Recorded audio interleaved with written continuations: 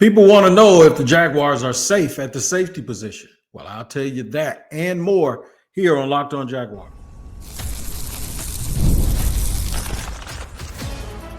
You are Locked On Jaguars, your daily Jacksonville Jaguars podcast. Part of the Locked On Podcast Network, your team every day. Watch out there now. It is your team every day here on Locked On Jaguars, and we thank you for making us your first listen. I'm Tony Wiggins, the host of the Locked On Jaguars podcast that you can find wherever you get your podcast. Whether you watch or listen, we will be there. So make sure you tap into that location each and every day so you do not miss an episode. All right, we've been going over a lot about this roster during OTAs and thoughts that have entered our minds, and I decided to do a bit of a mailbag. So I took some of your questions for today's episode to make them a show. I did the same thing for tomorrow because y'all had some very, very good questions. So I won't mention your names. I won't mention all of that stuff, but I will hopefully touch on a lot of the questions that you guys had, especially the ones that you had in common. So here's where we're going to end up. Impact rookies not named Travis Hunter. Who else amongst the rookies with the Jaguars can have an impact to really, really help this team? We'll go over that. The best guess on Devin Lloyd, because everyone seems to not know what Devin Lloyd's present or future holds for this team.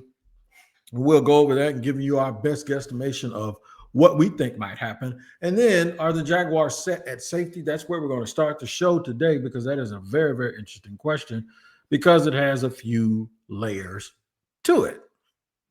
And I'll tell you some of those layers here as we get started talking about that, the safety position for the Jacksonville Jaguars. My bad, y'all. I lost my train of thought real quick.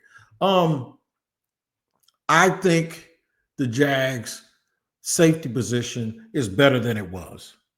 Now, that needs to be qualified or quantified by the fact that I have no idea how they're going to run their defense. I have no idea the things that they emphasize. I can look at as much tape as I want to from Green Bay, where Anthony Campanile was. But then if you look back to Anthony Campanile's tape when he was in Miami with Vic Fangio, it's a little bit different. So basically, we don't know. So we're just looking at it from just a purely organic standpoint of what they've added, the common characteristics and traits that all of the guys have that they added, and then what we believe they can do about it this year, which at this point, not much. So let's look at the safety position. I think the wild card in this whole thing is Dewey Wingard, because I have heard through the grapevine that they absolutely like Dewey Wingard. So if that is the case, at the very least, Dewey Wingard's your number 3 safety, right? Because Eric Murray is going to start. Eric Murray wasn't brought here to play or to come off the bench for anybody. He is going to start for this football team. Okay? Then they made some interesting draft choices, names that really weren't on people's list, with guys like Caleb Ransall, who's actually going to be switching over from sort of a nickel hybrid role to a free safety role. He's probably going to be one of the fastest safeties in the league. Currently, there is no Jaguars depth chart on their website, but I'm going to use the one from our lads that has Eric Murray lined up at strong safety with Caleb Ransall, second team free safety, behind Darnell Savage, a free agent from last year who was in Green Bay prior to that. Now, he did not cross paths with Anthony Campanile, so we need to make sure we understand that. Camp came in as Darnell Savage was leaving, and he never coached him. I believe Camp was there for 1 year, if I'm not mistaken. That he was there for 1 year. I can actually check that real quick to make sure, because that does change it a little bit. Not necessarily from the standpoint of, well, just because a guy got demoted while a guy was a coach, because we've seen that with Liam Cohen too. So that doesn't always lend itself to be something that is true. Yeah, that's it. He was Anthony Campanile was a linebackers coach for 1 year up in Green Bay, and that year is the year that Darnell Savage was here in Jacksonville. So we can't use that as something to try to disqualify or quantify whether or not they like Savage. Obviously, he's here on the team. He's making pretty decent money. I don't know if he played well or not last year because nobody really played well to me. But I would say that those two are your starters. But I say they drafted Caleb Ransaw for a reason, and he's going to be in the rotation as well. There's still the presence of Antonio Johnson. He's in his third year. I think if they really, really were that high on Antonio Johnson, they wouldn't have taken Ransaw or Rayon Lane, who they took later on in the draft. And then there's Andrew Wingard. So I've named 6, and I haven't named Aiden White or Cameron Simon Craig because I'm only going 6 deep. I'm not going Daniel Thomas, any of those dudes. I'm going with those 6 now, and I think the Daniel Thomas reign probably ends because of Rayon Lane's ability on special teams. All right. So, yeah, I do think numbers-wise they're cool at safety. A lot depends on Darnell Savage to me. A lot depends on whether or not Darnell Savage is better than the version of himself that we saw last year. And a lot of this also is going to be based on scheme. But what I do like when you look at the additions of Lane III, Ransaw, and Eric Murray, you develop a type. And that type is run like the wind. Have physical intangibles where you're always around the ball, where you're pesky and you do little extra stuff. I think that's where they're going. They're going with the mosquitoes, right? The yellow flies, these aggravating insects that just play like the play is never, ever, ever over, right? They go after everything. They continue to compete on the back end. That's one thing I can tell you about the 3 new additions at the safety positions. They all have that characteristic. They all look like they have really, really super quick feet, and they all look like they play with hellified intentions. So I do think the Jaguars are set at the safety position, but there's one caveat. And I know we have thought that this dude is going to the Rams and he ain't going to come back to Jacksonville. Jalen Ramsey is still out there, and apparently even the folks over at Locked On Rams seem to think that there's a lot of interest in him around the league, not only from their team, but others. Could the Jaguars be one of those? They have a history with him in more than one way. But listen to my man from Locked On Rams describe the interest in Jalen Ramsey. Jalen Ramsey is one of the top names on the trade block right now. The Rams have made no secret about it, that they've kept the door open and that they have had, quote, ongoing talks about the possibility of bringing back Ramsey to the Rams. And the next question is, when could a deal get done and what does his market look like? Well, Adam Schefter, he gave us an update yesterday. And he said, quote, more interest in Jalen Ramsey than people realize. There is more interest in him than what was originally believed to be the case. There's teams out there that think that he can get back to that player that he was, or that he still has some prime years left, and that, yes, maybe his overall production doesn't scream superstar at this stage of his career, but he still plays a premium position. He still has that track record of being really good to elite. And teams believe that if you get him into their building, that they can find a way to optimize him and maximize what he still has left in his career. Don't feel old, y'all. Don't some of y'all feel old? Many of y'all were fans of Jalen Ramsey when he first came to Jacksonville, and y'all were just turning the corner out of high school. Now they're talking about Jalen Ramsey like, does he have anything left? We're kicking the tires on Jalen Ramsey. But that's just what it is. The Jaguars could possibly be one of those teams that are interested in Jalen. But if they don't, I think they're ready to roll with the people that they have right now to go with their young guys, their coaching, their scheme, and try to get as much out of the incumbent people like Darnell Savage as they can. Devin Lloyd is another case study.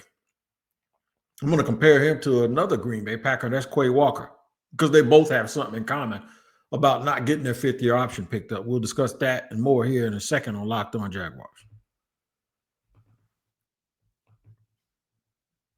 All right, today's show is brought to you and sponsored by LinkedIn Talent Solutions. They are all in, man, and let me explain. As a small business owner, your work doesn't end when the clock hits 5. Your business is always on your mind, which means when it's time to hire, you need a partner that works just as hard as you do. That's where LinkedIn Jobs comes in. When you clock out, LinkedIn clocks in. LinkedIn makes it easy to post your job for free and share it with your network and get qualified candidates all in one place. So post your job. LinkedIn's new feature can help you write your descriptions and then quickly get your job in front of the right people in deep candidate insights. And here's a pro tip. Add the hashtag hiring frame to your profile to double your reach to qualified candidates. No wonder 72% of small businesses say LinkedIn helps them find high quality hires. Post your job for free at linkedin.com/lockedonnfl. That's linkedin.com/lockedonnfl to post your job for free. Terms and conditions apply.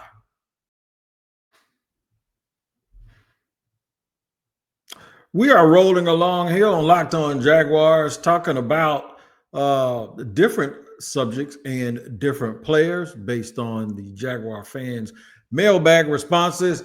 I'm going to answer some questions. One question today is the best guess that I have on the present and the future impact of Devin Lloyd on the Jacksonville Jaguars. I'm expecting them to give him a shot. The way that the Packers gave Quay Walker a shot last year, they didn't exercise the fifth-year option on Quay. And Devin Lloyd also didn't get his fifth-year option answered or picked up. The connection between those two is, I heard the Jaguars back in the day, the year they took Trayvon, they were going to take Quay. When Quay went, that's why they moved up to take Devin Lloyd. They moved up from the second round, gave up an extra third. It really has not panned out for him. For the Jaguars, it was not worth it. He hasn't been terrible, but he also hasn't been a dude that the Jaguars look like they're in a hurry to re-sign because, well, if they were, they would have done it. And they would have picked up the fifth-year option to keep the leverage for Devin Lloyd. He's a bit of an enigma, man. It's almost like Devin Lloyd and Miles Jack. Although they don't really play alike, they have a similar story. It's like, everybody that loves their ability always tries to make excuses for why they're not as productive as you would like. And there are some people that would look at numbers from last year and just raw numbers and stats and say he wasn't a bad player. Well, if he wasn't a bad player, and I'm not saying he was terrible, I'm just saying you're either going to be good enough to get an extension and to be long-term or you're not. This new brass has watched tape and they decided he wasn't worth it. Notwithstanding whatever they thought about him in the draft process when it was their chance to get in on that process, they did not think that Devin Lloyd was worth picking up the fifth-year option. They also have a little bit of leverage. They can look at it, and if he is, they can try to re-sign him this year during the season. So they didn't really go out on a limb here by not picking it up. But when you add the fact that he hasn't necessarily lived up to a whole bunch, and I hate to be put in a headlock based on draft status and where guys were picked, but I'm going to be that guy today. They did trade up for him. It wasn't just a first-round pick. They gave up stuff to move up to get him. This is bulky 101 right here, man. Trent signed Foye Oluokun, traded up back into the first round to get Devin Lloyd. This is when the team didn't have a whole bunch of talent. And then took another linebacker in Chad Muma in the third round in the exact same draft. The following year, used the fourth-round pick on Ventrell Miller. I'm not saying that the Jaguars linebacking core didn't need an influx of talent. I'm just telling you they needed a whole bunch of stuff, and this dude is out here flying off the handle using priority resources in 2 straight years on off-the-ball linebackers. And then you wonder why the Jaguars are where they are, or where they were at least before the new coaching staff took over. It's just amazing to me that they thought that they didn't need anything more. So they went out and started getting the kind of players and at the positions that they did. I'm just blown away by that, actually. I really, really am. So my best guess for him is he plays all right. They let him hit free agency and they can't pick that thing to death. I can't imagine that they believe he's going to be a real big part of the team in the future. Is it going to be a big part of the team now? What if they could get a deal for him? I don't know if they'll get the same thing that they'll get a comp pick for Devin Lloyd. Who's going to get him a second, third, or fourth round? I don't even think you could get a fourth round pick for Devin Lloyd right now from anybody. One, because he's in the last year of his deal. Two, what has he done that makes people think, okay, yeah, we'll give up a really solid day 3 pick or a day 2 pick for that kid who hasn't done much? I don't like tweeners unless they're just really, really good football players and you just have to find a way to get them on the field. Jalen Walker was that to me. Devin Lloyd has never been that to me. But I wanted to give him a shot. And this also goes to the people who I remember the weekend he got here. The weekend he got here, he went out and worked with my boy Smitty out in Orange Park. And he was out there doing drills. And there were people saying, this is going to be the best player that we picked this year. Be careful about falling in love with all of these things that we fall in love with that ain't got nothing to do with real football. Like a dude doing drills with his shirt off, or just this gut feeling that we all have, where you can't really tell me why you thought he was going to be the best player, but you just, it's almost like, okay, we're just going to default away from Trayvon and we're going to choose this guy as the dude that we're going to hang our hat on. And for like 3 years, people have been saying he's been used poorly. He's been put in the wrong positions. Those things could be true. I didn't like the hockey, what do they call it? The hockey substitutions last year, right? I didn't like any of that stuff. I've been questioning these coaches from day one. But there are guys on this team I've questioned while I've been questioning the coach, and I didn't question them. It's possible that you can do both, right? Devin Lloyd ain't one of those dudes. It just isn't. Like, I've praised Ventrell Miller. I haven't praised Devin Lloyd. I haven't praised Chad Muma. So it could be possible that they had bad coaches, but then you also still didn't see enough that makes you want to sit here and cape up and defend these dudes. Impact rookies not named Travis Hunter. I think I might have just mentioned 2, but I'm going to tell you what I'm going to do. I'm going to go over some more, and I'll talk about that, and I won't just blow over Travis's input. I'll talk about that too. We'll do it just a second here, third segment on Locked on Jaguars.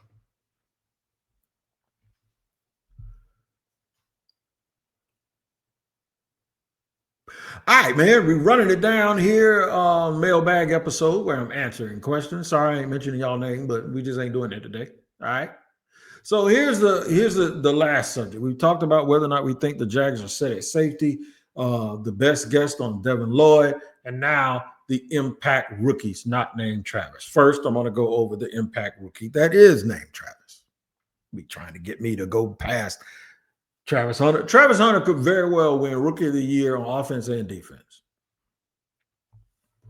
If he makes enough big plays, he'll win Rookie of the Year on offense and defense. Now, of course, there's Ashton Genty, who's going to get 25 carries a game. And there are all of these other players that won't be playing both sides of the ball. I think Travis is a big play hunter. I think he's going – did I just say that? Oh, my God. I did not mean that. No pun intended. I do think Travis Hunter hunts big plays, though. I do. For that, he has a real good shot of being both the offensive and defensive Rookie of the Year. I think he's going to be the Rookie of the Year regardless, but that's my take. Now you want to know, somebody wanted to know other impact rookies for the Jacksonville Jaguars this year. Let's go back to defense. Let's go back to the safety position. I think Caleb Ransall, because of his physical tools, his mindset and his skill set, and then the fact that they're probably going to bring him along. They're going to spoon feed him a little bit until he gets used to NFL coverages and all of that. But I think Caleb Ransall, along with Travis Hunter in that secondary, that's where I think you'll see a tremendous chance for some impact from a rookie. Somebody else that I think is going to impact this team, Jack Kaiser, and that's because I just got through talking about the 2 dudes that's on the depth chart in front of him, and that's Devin Lloyd and Chad Muma. I just don't think they've done a whole bunch, man. I don't think they've done a whole bunch of stuff to guarantee the fact that they're not going to give this other kid a shot and see where he is. I think Kaiser's like 23 too, man. He's been in college for a long time, but played big-time ball, has a big, large body of work, and I think they've been impressed with his athleticism and his ability to move around on defense. Let's slide over to the offensive side of the ball. Are there any other players that I believe can help this offense this year as rookies? Well, if you don't include Travis Hunter, there are 4 other rookies. 2 of them are offensive linemen and 2 of them are running backs. That tells you right there that the Jaguars, because of what they did in free agency at wide receiver and in the draft with Travis Hunter in the first round, I have to mention him with both units. I believe that they're good at wide receiver, and they've added 3 tight ends in this cycle to go along with Brenton Strange. They're fine there. So quarterback, we knew they were going to commit to Trevor. So it's all about linebacker, and it's all about offensive linemen and running backs. The biggest question at running back is, what do they believe about Travis Etienne? Because I have heard that they aren't super high on Travis Etienne. And I've also heard that they're high enough on him that they're going to keep him around and get that production. And maybe this could be another way for them to get some more compensatory picks. Or if they're satisfied with Bayshaul, Tuten, and Tank Bigsby and LeQuint Allen as viable options, could this be a situation where they move on from him at some point before the trade deadline to a team that's running back star? I don't think the last thing is going to happen. So I think it's just going to be, they're going to take a look, see, he's going to end up being a dude that's a big part of the offense, but eventually you'll start seeing more of Bayshaul, Tuten, you'll see more of Bigsby, more of LeQuint Allen. If the team makes a nice run, you'll see Etienne still mixed in. But what eventually will happen is I think they're going to let him walk. 1, because he's a running back, and 2, I think there's a reason they drafted those 2 young guys.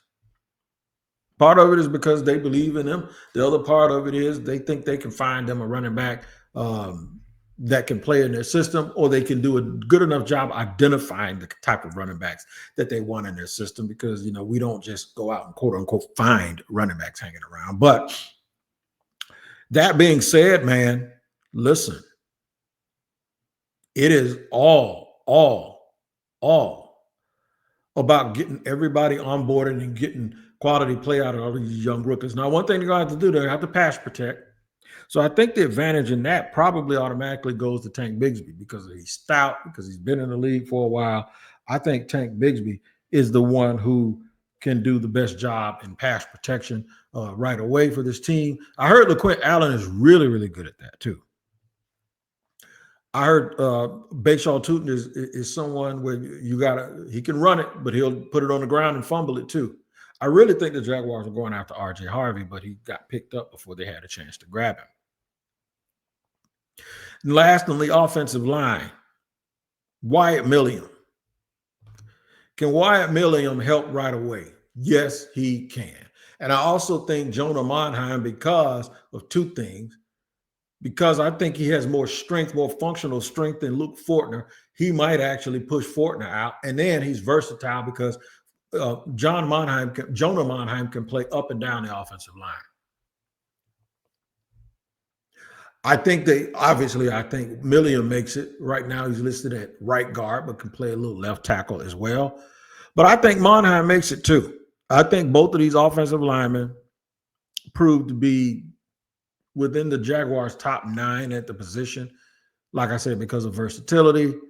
And if this happens, man, and they get the impact for Milliam where he can be a swing guy or even push for a starting position, winner, chicken dinner. You hear me? So, yeah, those are the guys that I think are most likely to help the Jacksonville Jaguars. Somebody wanted me to go over the undrafted free agents. I can't do that, man, because I would really just be faking it if I sat here and start naming undrafted free agents. Even Jabbar Muhammad. It's like, I don't see any room for him on the depth chart, but the Jaguars went out of their way to make sure that they got him and gave him more of a bonus, and everybody start going crazy over Jabbar Muhammad. And I'm thinking, like, he didn't even get picked.